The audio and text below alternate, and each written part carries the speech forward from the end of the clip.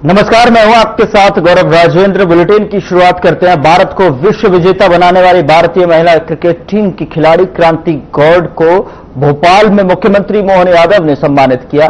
CM house में समारोह का आयोजन हुआ और इस आयोजन में क्रांति गौड़ के पिता मुन्ना सिंह, मां नीलम गौड़ और कोच राजीव बिल्थरे भी मौजूद रहे। और आपको बता दें कि सीएम मोहन यादव ने क्रांति को मोमेंटो दिया, शॉल भी उड़ाई। तो अपनी तरफ से अपना खुद का अनुभव शेयर करते हुए कठिनाई के बाद में तुम्हारा जीवन तो वैसे भी प्रेरणादायी है। तमाम कठिनाई के बाद भी इंटरनेशनल प्लेयर बनना ये अपने लिए सौभाग्य की बात है। हमारा भाग्य है कि मध्यप्रदेश के बच्चे अपनी हमारी बेटी छतरपुर की, वैसे तो छतरपुर का जो स्वभाव है बुंदेलखंड का, बड़े लड़ैया महुआ वाले जिनकी बात सही ना जाए, एक तुम्हारे दो मर जाए, तीसरा दोस्त आए मर जाए, क्या बोले क्या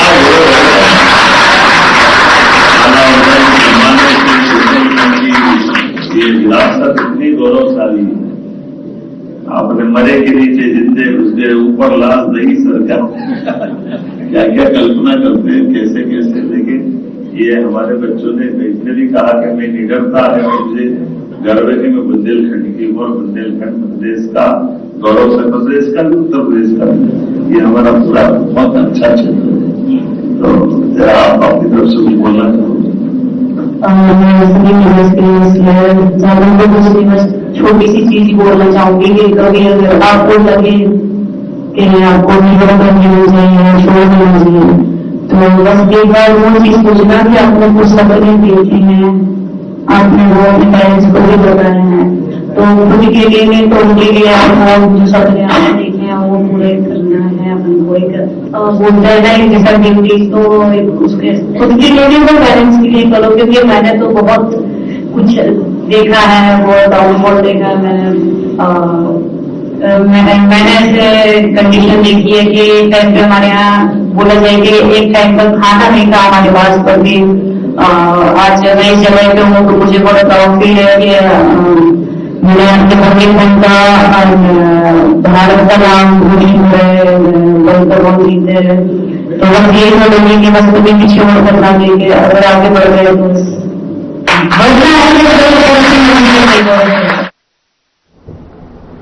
तो स्वर्गीय बंकिम चंद्र चट्टोपाध्याय द्वारा रचित वंदे मातरम के 150 वर्ष पूरे होने पर भारतीय जनता पार्टी इस गीत की वर्षगांठ को देश और प्रदेश में उत्सव के रूप में मना रही है।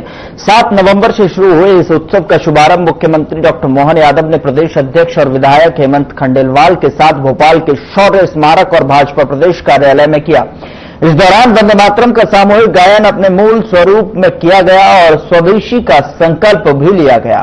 इस राष्ट्रव्यापी अभियान के तहत मध्य प्रदेश के 10 संभागों और 10 विशेष स्थानों पर विशेष कार्यक्रम आयोजित किए गए। तो वहीं यह उत्सव 26 नवंबर यानी कि संविधान दिवस तक चलेगा, जिसमें प्रदेश के सभी जिले और शैक्षणिक संस्थान सक्रिय भागीदारी निभाएंगे।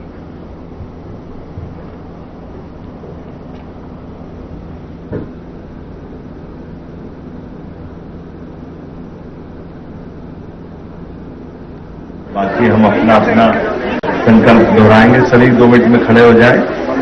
एक जरूर मुझे ध्यान में आ रहा है कि सामने धूप बहुत है, तो यहाँ के अधिकारियों से मैं कहना चाहूंगा कि अगली बार डोम लगा दे तो ये झंझट खत्म हो जाएगी। हमारे सारे लोगों को ये जो धूप और कठिनाई है, अगले कई कार्यक्रम होते रहते हैं, ऐसे में स्वाभाविक रूप से ये तकलीफ आती है। तो कार्यक्रम जब भी करें परमानेंट डोम लगा दें, आगे बहुत अच्छा है। जब तक डोम परमानेंट लगे तब भी लगे तो हमेशा छाया का एक डोम जरूर रहना चाहिए। अब हम अपने इस संकल्प पे आते हैं। मैं भारत माता की सेवा और सम्मान के लिए यह संकल्प लेता हूं कि अपने दैनिक जीवन में अधिकतम भारतीय उत्पादों का उपयोग करूंगा और आयातित वस्तुओं की जगह देसी विकल्प अपनाऊंगा। घर, काम और समाज में भारतीय उत्पाद को प्राथमिकता दूंगा। गांव युवाओं, किसान और कारीगरों का समर्थन कर स्थानीय उद्योगों को बढ़ावा दूंगा। युवाओं और बच्चों को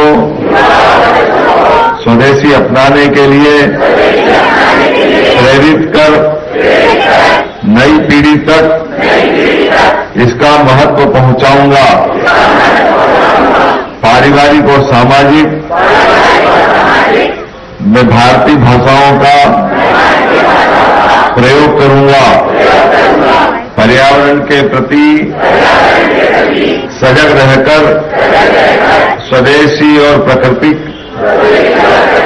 अनुकूल उत्पादों का प्रयोग करूंगा और देश के पर्यटन स्थलों को प्राथमिकता दूंगा।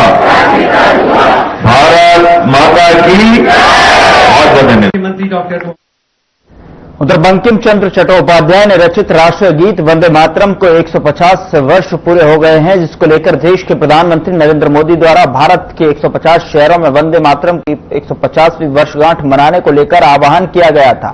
जहां इंदौर के हृदय स्थल राजवाड़े पर हजारों की संख्या में लोग इकट्ठा हुए और सामूहिक वंदे मातरम गीत गाया।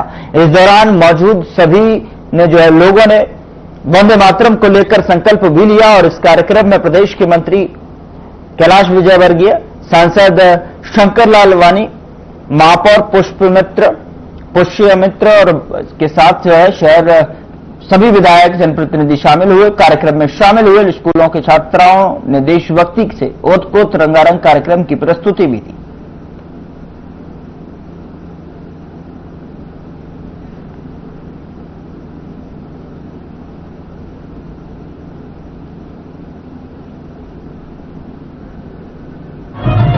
देश की आजादी का मूल मंत्र वंदे मातरम, देश की आजादी की आत्मा का भाव वंदे मातरम है और राष्ट्र की नव चेतना का गान भी वंदे मातरम है। ऐसे वंदे मातरम गीत के 150 वर्ष पूरे होने पर हम सब मिलकर उसको स्मरण करें और देशभक्ति का ज्वार और भाव ऐसा बना रहे, इसलिए हम सब वंदे मातरम बोलते रहें।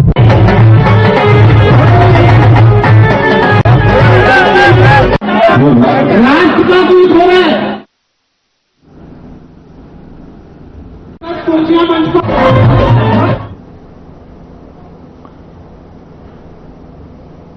राष्ट्रकवि बंकिम चंद्र चटर्जी द्वारा रचित वंदे मातरम को 150 वर्ष पूर्ण हो गए हैं और आपको बता दें कि शासन के निर्देशानुसार इस अवसर पर पूरे देश में कार्यक्रम आयोजित हो रहे हैं। 1876 में लिखा यह गीत सन 1896 में कांग्रेस के प्रथम अधिवेशन में गूंजा और आजादी का गीत बन गया। अंग्रेजों ने इसकी लोकप्रियता को देखकर इस पर प्रतिबंध भी लगाया।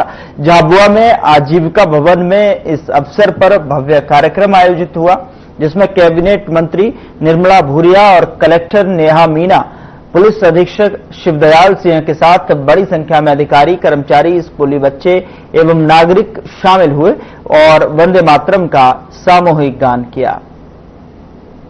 जो हमारा राष्ट्रीय गीत है 150 साल ने पूर्ण किया है और इसके लिए उत्साह से, जैसा कि हमने अभी हमारे प्रधानमंत्री जी को सुना कि देश की आजादी में जब बंकिम बाबू ने इस गीत को लिखा था, उस समय कितना उस समय था आजादी को करने के लिए, और इसीलिए आज उसे याद करने की जरूरत है। और इसको गा करके जो उत्साह उस समय होता था और आज भी जब हम इस गीत को गाते हैं तो हमारे मन में एक उत्साह, उमंग और भर जाता है। तो इस अवसर पर मैं देशवासियों को, प्रदेशवासियों को बहुत बहुत शुभकामनाएं देती हूँ और आज से इसकी शुरुआत हो रही है और हम स्टेप बाय स्टेप, चरणबद्ध रूप से साल भर तक इस वंदे मातरम गीत को नीचे तक ले जाने का, हर संस्था में ले जाने का काम करेंगे और आजादी के समय जो महत्व इस गीत का था और जो हमारे शहीदों का था, उसे आम जन तक पहुंचाने का काम करेंगे। पुनः उधर नरसिंहपुर जिले में किसानों को खाद की भारी किल्लत का सामना करना पड़ रहा है। सुबह 4 बजे से किसान खाद के लिए खरीदी केंद्रों पर लंबी लाइनों में खड़े हो जाते हैं, लेकिन फिर भी उन्हें पर्याप्त खाद नहीं मिल पा रहा है। स्थिति इतनी गंभीर हो गई है कि अब महिलाएं भी सुबह 4 बजे खरीदी केंद्र पर खाद लेने के लिए पहुंचने लगी हैं। वहीं केंद्र सुबह 10:30 पर खुलता है और टोकन मिलने के बाद ही किसानों को खाद दी जाती है। जो किसान टोकन लेने से चूक जाते हैं, उन्हें अगले दिन फिर लाइन में लगना पड़ता है। इस पर जिले के कृषि विभाग के उप संचालक मोरेश नाथ ने कहा कि जिले में खाद की कोई कमी नहीं है और किसानों को धैर्य रखना चाहिए।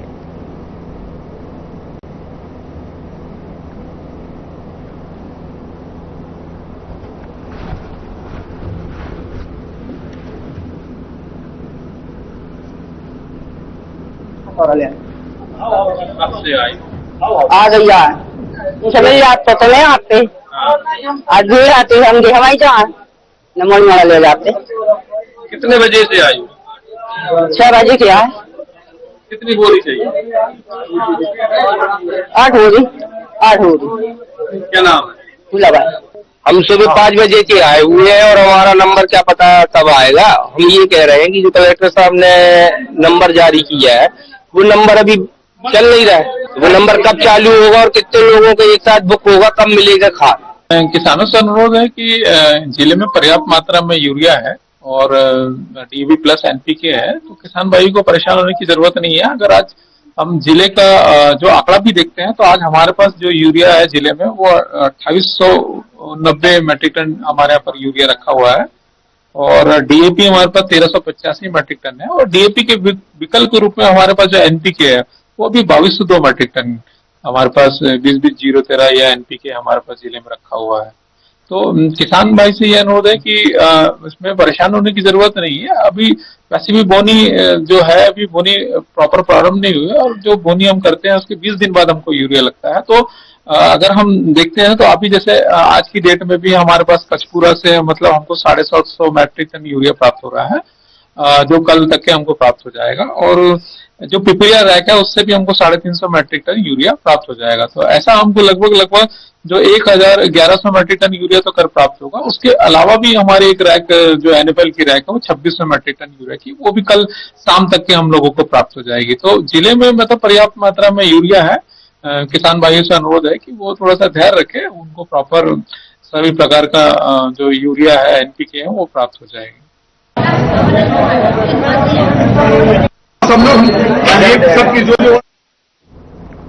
उधर नरसिंहपुर जिले के रोहिणी गांव में नर्मदा संरक्षण न्यास की ओर से निःशुल्क स्वास्थ्य शिविर का आयोजन किया गया। शिविर में सैकड़ों ग्रामीणों ने जांच, परामर्श और दवाओं का लाभ उठाया। बता दें कि कार्यक्रम की शुरुआत पूर्व मुख्यमंत्री दिग्विजय सिंह और अमृता सिंह ने नर्मदा पूजन और पौधारोपण के साथ की। आरकेडीएफ मेडिकल कॉलेज और जबलपुर के विशेषज्ञ डॉक्टरों की टीम ने ग्रामीणों का स्वास्थ्य परीक्षण किया। ग्रामीणों ने नर्मदा संरक्षण न्यास के इस प्रयास को सराहते हुए कहा कि ऐसे शिविर से गांवों में स्वास्थ्य जागरूकता और चिकित्सा सुविधा दोनों बढ़ रही हैं। न्यास ने बताया कि आगे भी इस तरह के शिविर नियमित रूप से लगाए जाएंगे। तो वहीं दिग्विजय सिंह और उनकी पत्नी ने इस स्थान पर कार्यक्रम करने की वजह बताई।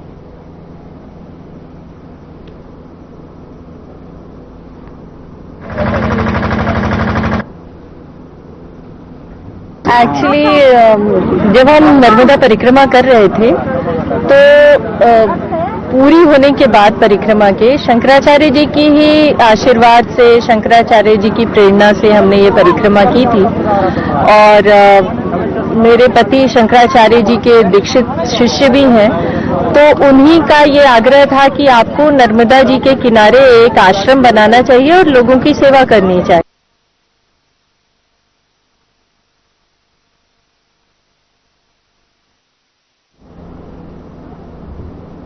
चलिए यहां रुक रहे हैं एक छोटे से ब्रेक के लिए। ब्रेक के उस पार खबरों का सिलसिला लगातार जारी।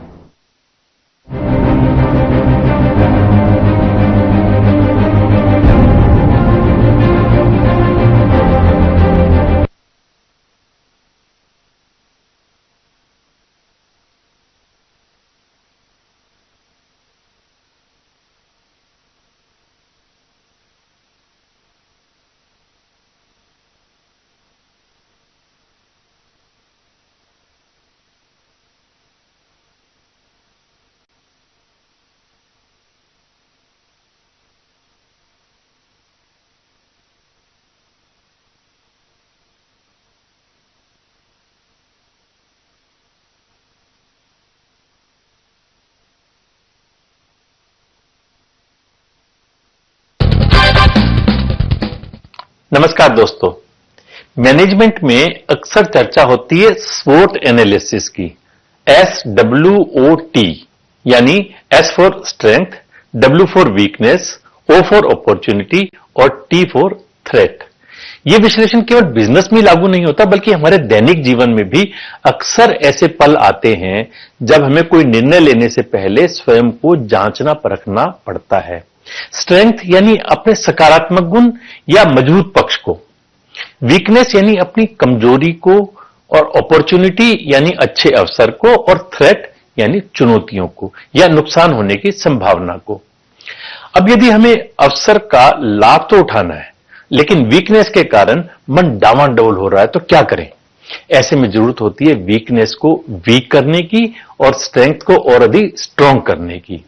यदि ऐसा कर पाए तो अपॉर्चुनिटीज का भी लाभ ले सकेंगे और थ्रेट का भी मुकाबला कर लेंगे।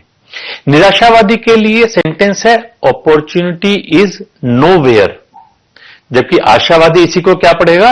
Opportunity is now here. एक जैसी परिस्थिति एक के लिए स्वर्ण अवसर हो सकती है तो दूसरे के लिए बस एक साधारण सी बात।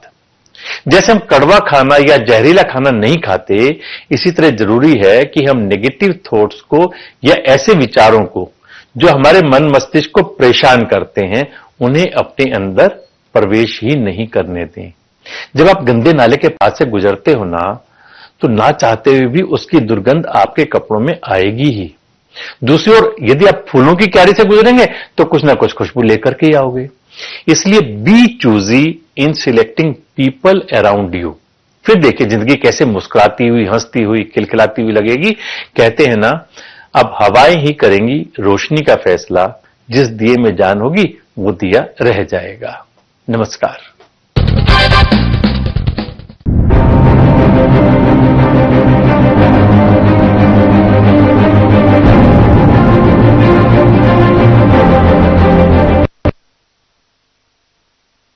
स्वागत है आपका। खबरों में आगे बढ़ते हैं। छत्तीसगढ़ के कथित राजनेता अमित बघेल द्वारा पिछले दिनों सिंधी समाज के आराध्य देव भगवान झूलेलाल और अग्रवाल समाज के आराध्य देव अग्रसेन महाराज के खिलाफ अनर्गल टिप्पणी की थी, और आपको बता दें कि उसके बाद पूरे देश में लगातार विरोध और कार्रवाई की मांग की जा रही है। विदिशा के अग्रवाल समाज और सिंधी समाज ने संयुक्त रूप से मिलकर एक रैली निकाली और कलेक्ट्रेट पहुंचकर लिखित ज्ञापन भी देते हुए अमित बघेल का रासुका लगन की मांग की गई है। साथ ही यह भी कहा गया है कि जल्द ही उन पर कार्रवाई नहीं की गई तो पूरे देश में आंदोलन उग्र किया जाएगा।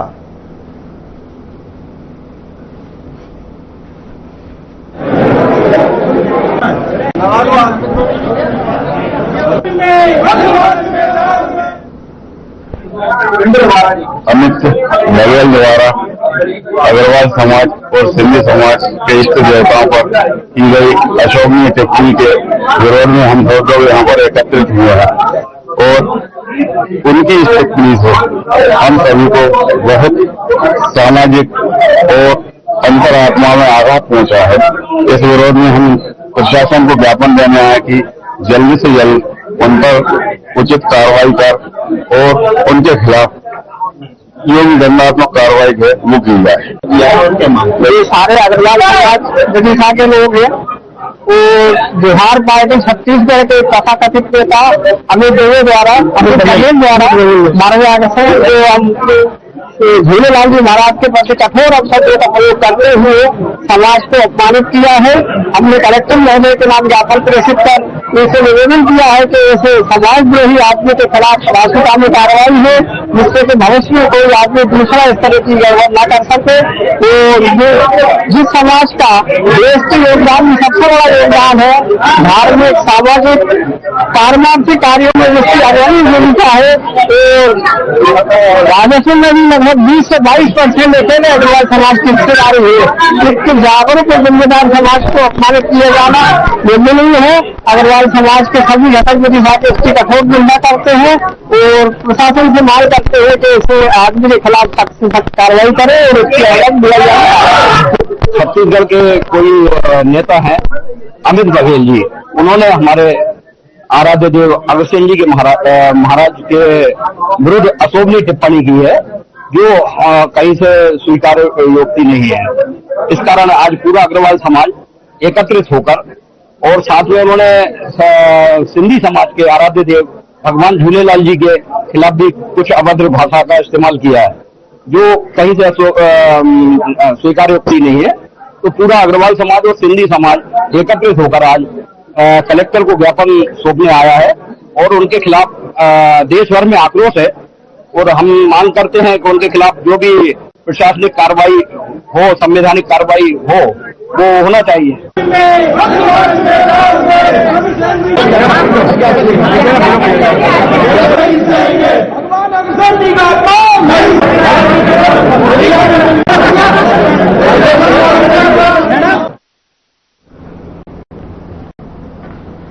नरसिंहपुर में पूज्य पंचायत सिंधी समाज ने राष्ट्रपति के नाम डिप्टी कलेक्टर देवंती परते को ज्ञापन सौंपा है और सिंधी समाज ने जोहार छत्तीसगढ़ पार्टी के प्रमुख अमित बघेल द्वारा की गई आपत्तिजनक टिप्पणी के विरोध में सुभाष पार्क चौराहे पर उनका पुतला दहन किया और कठोर कानूनी कार्रवाई की मांग की है। उन्होंने ज्ञापन में बताया कि अमित बघेल ने 20 अक्टूबर 2025 को मीडिया में दिए गए एक बयान में सिंधी हिंदू समाज के आराध्य देव भगवान झूलेलाल जी, जिन्हें वरुण देवता का अवतार माना जाता है, उनके प्रति अपमानजनक शब्दों का इस्तेमाल किया है।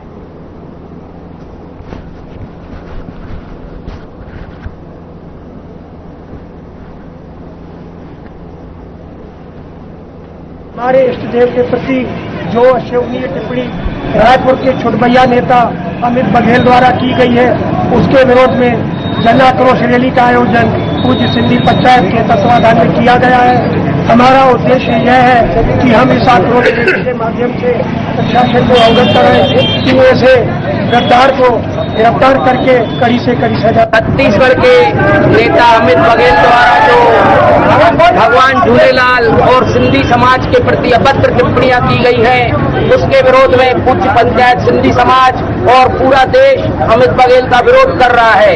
हम सनातनी हैं और यह सनातन का अपमान किया गया है। ऐसे नेता के खिलाफ हम सब साथ हैं और राष्ट्रपति महोदय, प्रधानमंत्री महोदय और छत्तीसगढ़ के मुख्यमंत्री से हम ये निवेदन करते हैं, पूरा सिंधी समाज, कि ऐसे नेता को कड़ी से कड़ी सजा दी जाए। एक सभ्य समाज है जिसके द्वारा न्याय प्रणाली पे भरोसा करके हमने ये ज्ञापन माननीय कलेक्टर महोदय को दिया गया है, जो कि छत्तीसगढ़ सरकार तक हमारी आवाज पहुंचाएं, भारतीय सरकार द्वारा हमारी आवाज पहुंचाएं। हमारा आग्रह ये है और सभ्यता के द्वारा आग्रह है कि अमित बघेल को कड़ी से कड़ी सजा दी जाए। जैसे आपके द्वारा पूछा गया कि आगे अगर ये नहीं होता है तो क्या होता है, लेकिन हमें अपनी भारतीय न्याय प्रणाली पे पूरा भरोसा है और हमारी मांगों को भारतीय सरकार मानेगी। कैसे हो सकता है और देश का भला क्या करेगा? जो धर्म के नाम पे राजनीति का झंडा लड़ा रहा है और धर्म के नाम पर जनता से खिलवाड़ कर रहा है और जो समाज के हिस्सों को टुकड़ों में बांट रहा है और जो भगवान को, अवतारों को जो भगवान के नाम पे गाली दे रहा है, तो उसने भगवान को जो जाना नहीं, वह तो राक्षस प्रवृत्ति का इंसान है, वह इंसान के लायक नहीं, वह दानव है और दानव से मानव बन नहीं सकता। वो ऐसा समाज क्या चलाएगा? ऐसे समाज की रक्षा क्या करेगा? देश का भला क्या करेगा? वो देश के इंसानों को भांति भांति मार देगा। वो देश का रक्षा करने वाला नहीं, वह देश का रक्षक है। वो देश का रक्षक हो ही नहीं सकता। ऐसे इंसान को बिल्कुल कड़ी से कड़ी सजा दी जाए। आज ये नरसिंहपुर जिले के जो सिंधी पंचायत है, इनके की थी टिप्पणी इष्ट देव भगवान झूलेलाल के विरुद्ध इन्होंने कुछ टिप्पणी करी थी, जोहार छत्तीसगढ़ जो पार्टी है उनके द्वारा, तो उनके विरोध में उन्होंने ज्ञापन सौंपा गया है। किसके नाम पे ज्ञापन? ज्ञापन है माननीय राष्ट्रपति। नीम का पत्ता कड़वा है।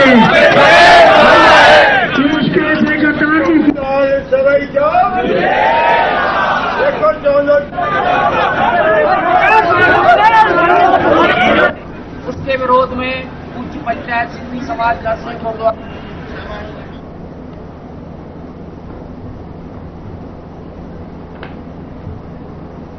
फिलहाल बुलेटिन में इतना ही। नमस्कार।